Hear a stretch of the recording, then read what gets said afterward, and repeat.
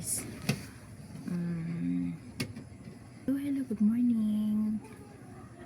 Alas 5 sang aga nagbuktaw si Inday. Ari ako sa Bungdarsa. Gamay nga tindahan namon ni Clara. But anyway guys, kamusta ka mo?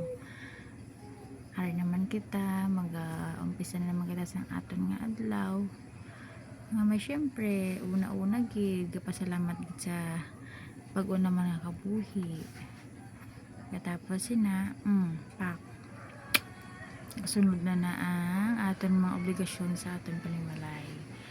So, syempre, hindi gid madula ang pag-init sang tubig kay mga pina naman.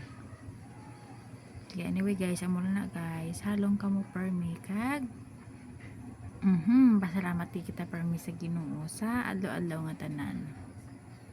Bye. Tuyo pa ko guys.